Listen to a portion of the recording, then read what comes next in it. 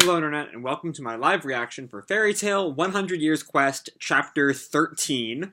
When we last left off, Jalal finally arrived in Magnolia and confronted Toka, linking her to a bunch of cases of magic deficiency disease, and putting her at the head of her cult, right? Or was she a founder? Or I don't remember exactly the details. But before he could, fight her, Lox has stepped up, not knowing everything Jalal just said, and is there to, protect his guildmates, which, great on how far he's come from his earliest days, but, you're not helping, Loxus. Meanwhile, Wendy and Natsu are locked up in the Diablo ship, and Urza is currently Kiria's little, pet thing. And then we found out Gray was saved from disintegration at the hands of Scullion a couple chapters ago by Brandish, who is now here to hopefully help in the fight against Diabolos. Anyway, Chapter 13, Fated Meeting on the Water.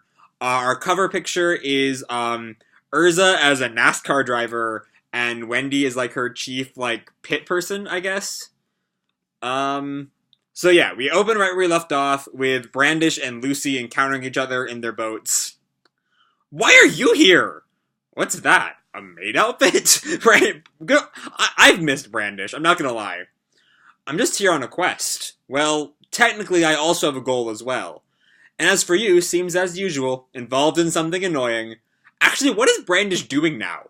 Is Alvarez still around after their emperor, tried to destroy the world, or tried to, after he died, with everything that happened? What's going on over in Alvarez? It's been a while, Brandish. The Spriggan 12 of Alvarez. Carla seems very, less than pleased. Happy seems happy, and Carla's kind of scared. Oh, so fluffy. Oh, by the way, the Spriggan 12 is disassembled. And it's all your fault. She gets, super angry super fast. Eek!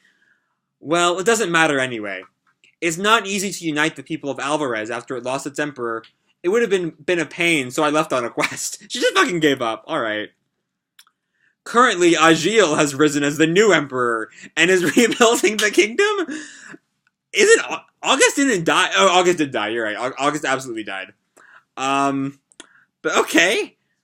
I guess Agil was August's grandson, so I guess I can follow the line of logic. Alright. Is that gonna turn out okay? With him as emperor. He didn't do too much during the war, though. He got beat by Urza pretty early. He was originally a prince from a small country in Alvarez. It's true he had a crazy attitude, but since the last battle, he has calmed down. Plus, Yajil and Jacob are now with him. Oh, Yajil's a good, stabilizing force. He's not out destroying the world. Since then, Demaria came to hate battles and now lives peacefully on a farm. Okay. Wait. What? Okay. And Lucy is also shocked. Unbelievable. Invel and Nineheart have been sent to prison for trying to plot another war. Larcade is nowhere to be found. Did Larcade die? I feel like Larcade died. I feel like that happened. Irene, Blundman, Wall, and God Serena died. Gramps also died in that battle. Oh god, we're gonna have, once the anime gets this far, we're gonna deal with God Serena again, and the overwhelming nothingness that was God Serena's character. But anyway, Lucy kind of looks down in shame in her hands in August's death, which she didn't really participate in too much, though she was there when Mest stabbed him in the gut that one time. I'm not blaming you. I know you suffered sacrifices too. Us too. We can be friends, right? And Brandish just looks down. Please, lend us a hand, Brandish. Not so when the others got captured. If you come with us, it'll be so reassuring. Nah, sounds like a pain. Alright. So quick! I told you, I came here with a goal of my own. When I saw you, I thought you came for the same reason, but it doesn't seem to be the case. The key of Aquarius is in Giltena. Oh, we're getting back to Aquarius. I came to search for it. And Lucy's eyes widen. Oops, I ended up helping the enemy. I'm a failure, huh? And she flashes back to one of my favorite moments in the entire series, Aquarius' key being destroyed. Thank you for everything till now. Aquarius, I actually don't mind being friends with you, but I won't lend this to you. I will take Aquarius. While you're still stuck here, Lucy, it's okay. Saving our friends is our priority. Well then, laters. Wait, return Gray too! And she snaps her fingers, and Gray goes back to full size and lands on top of Lucy. Kya! And Juvia gets a twitch back in Magnolia. What's wrong, Juvia? Nothing. Just my love rival sensor. And Brandish looks back at them. It was nice to see you in good shape, Lucy. Your smile is cute as well. You're not a failure. Let's compete on who gets to find Aquarius' key first. And Lucy smiles at her, and Brandish, smiles back. She's gone. What now? She won't lend us her power? It's okay. She saved Gray. Happy. Carla, can you go back to scouting? Sure. I will check the north now. And I'm assuming that's all we're gonna get out of the quest plot, because now we're back in Magnolia. I guess the battle didn't happen. Because Jalal is hanging out at a hotel, alright, and watching the rain fall. We have a quick flashback to where we last left them. I'll stay in Magnolia for some time, since I can't let that girl get out of my sight. That's fine by me. If we battle now, it won't be good for either of us. I'm glad they're actually, using some sense. Alright. And he has, an image of Toka, staring fearfully, behind Loxus, or out from behind Loxus. Is she really the White Mage? For her to be in Fairy Tail, it's become complicated. Urza, what would you have done? And, now we're back with Urza. I will eat. I will gladly eat this meal, and she's eating with only her face because she's whole, a dog now or whatever. Alright, good girl. Sorry, I couldn't afford to make food for a pet too, so I could only give you rotten leftovers. It's good, and she starts coughing. It's very good. And then she throws it all up. Blarg. Oh, wow. You're all dirty now. Come here, I'll wash you. Sorry, don't kill me. Like I would kill such a fun dog, and she splashes a bucket of water on her. Thank you very much. But I still have to punish you, right? Come on, show your butt. And then we cut to, that night on the Diablo ship. Urza's, roped to Kyria, sleeping on the floor.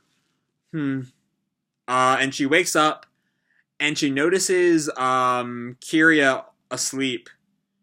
And she tears off her leash. Okay. Is she back? You sure played with me, huh? Mm-hmm. But it's not like a proper night to attack someone that is asleep. So, did Kyria's spell only work while she slept? Or while she was awake, I mean? Because, if so, Kyria should have had better precautions than, a fabric leash. You know? First, I must rescue Natsu and the rest.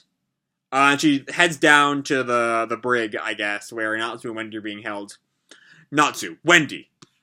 Urza-san, so you were okay? Apparently, her cut the strength thing was some sort of hypnosis.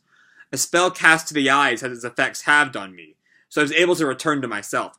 Oh! Shit! That hasn't been brought up since, the Loxus arc! She has the one fake eye from her time in the Tower of Heaven! I never thought that'd get brought up again! Wow! Way to go, Ueda! Alright, we're going way back into the fairy tale lore. But I will never forgive her. Alright, I remove the magic sealing stone. It's time to begin our counterattack. But she's freed Natsu and Wendy, but she notices something. But here on this, it's inside a boat. Oh, that's right! And Kyria, and there's some kind of rocking in the ship. Please tell me Brandish is actually coming to help them. That'd be so nice. But it wakes the three up. Kyria is kind of groggy. Mailmore, and Scullion's actually awake. What happened? What is that? And he looks over the ship and he's seen something. Impossible. The ship is on a hill? Yes, it's Brandish. I fucking called it. I only made an underwater rock bigger. Well, see you next time. The movement. It stopped! Alright, it's time to start our counterattack. They can't stand constantly losing. It's time to show them the pride of Fairy Tail. To be continued. Alright, the gang is back together, ready to kick some more ass in 2 weeks. Fuck yes, this chapter. Urza's back. Brandish is being her general, somewhat helpful self. Because honestly, Brandish is, like, absurdly powerful. And so I've always had an appreciation for Brandish's being, like, on the edge back in the Alvarez War. She kind of, like, flirted with both sides, which is kind of, like, the best thing to do with a character like Brandish, who can pretty much do whatever she wants. And Brandish doesn't care enough to help, but she'll give them the power to help themselves. And so yeah, this was, we didn't get too much with the Jalal plot, but what we did get was good. It's as much as I was kind of looking forward to a Jalal Lox's fight, it's good of them to not instantly jump to blows. You know, they can talk things out like civilized adults. And then we had the main plot with I love Brandish. Brandish is great. Good on her for helping out in her own Brandishy way. Her own, she's a bit of a tsundere, let's be honest. And yeah, now I'm so ecstatic they remembered the fake eye plotline, because I don't think that it was ever brought up after it was, like, first mentioned in the original fairy tale, and so I am more than happy to see it again. But yeah, the gang's back. The boat is no longer moving, so they can actually, like, fight. You know, Natsu, as you'll recall, only lost to Mailmord because Mailmord threw him onto a boat. So now that there is no boat to throw him on, or at least no boat that's moving, Natsu should beat Mailmord. I imagine Urza's gonna beat Kiria, just because we need the Urza-Kiria rematch. I hope Lucy and Grace show up by the time the fight is over. I would not like them to be kind of shafted through, through the end of the Diabolos arc. But yeah, that's about all I have to say for, this chapter. I really enjoyed it. The gang's back together, ready to start their counterattack. Let's go. Diabolos rematch. Let's wrap them up. And then we can, once they're wrapped up, I imagine we'll quickly have our two plots meshed together as, Natsu and the gang heads towards Toka as well. And get some more answers on why exactly Toka is so interested in Natsu. I imagine we're gonna get once Natsu steps into the picture.